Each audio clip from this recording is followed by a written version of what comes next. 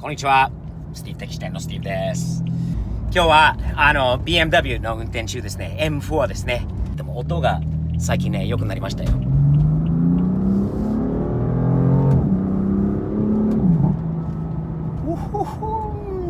楽しいね。日米比較、日米、の違いの、一つ。アメリカ人はね、若い時から使ってはいけない言葉がいっぱいありますよね。汚い言葉、口が悪いぞってダメっていう言葉いっぱいあります。Fuck you, asshole, shitface などのそれといろんなバージョンとかいろんなパターンがあるんだけど、俺が言いたいことはアメリカの子供が絶対言ってはいけないこと。でもね、日本はちょっと違うんだよね。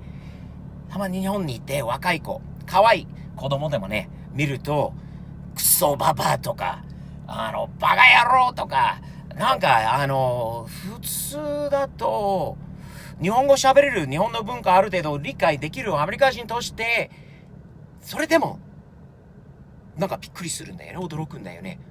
言っていいのクソババアとか、言っていいのバカ野郎とかおめえとかてめえとか、アメリカ人としてね、そういう子供の時の礼儀がある。でもしね、子供の時にそういう言葉を使った場合はどんだけの罰があったのか、アメリカ人としてわかります？いろいろありましたよ。まずは口の中を石鹸でソープで洗われたもう下のが汚いっていう、その口から汚い言葉が出てくる。もう洗う石鹸でソープでパーってやられた時もあったんだよね。スティーブンにもあったよ。あとはねベルト。お父さんはよくね、ベルトを自分をつけてるベルトを外して二つに割ってもうケツにガンガンガンってする虐待の時もあったんだよね。Steven, what the fuck did you just do?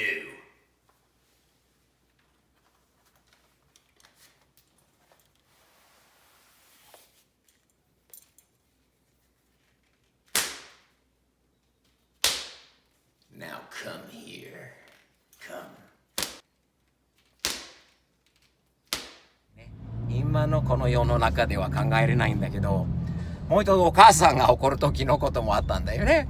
キッチンで使うスプーンでそれをケツがガーガーガーってやられることもあったんだよね。Steven, what did you do? ただファックかシットかビッチかそのぐらいの日本ではね考えれないよね。これは一つのねちょっと面白い文化の違いなのかな。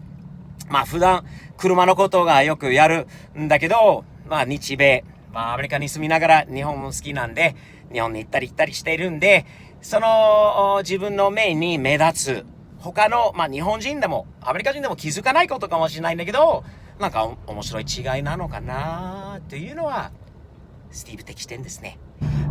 文化系の話とか文化違いとか日米比較的な話しながら車楽しくすることには何の問題はないよね。ほら、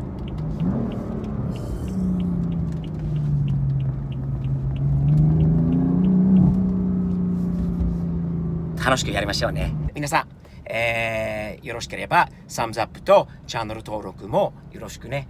またこういう文化系の動画これから、ガンガンどんどんバンバン出しますのでよろしくお願いします。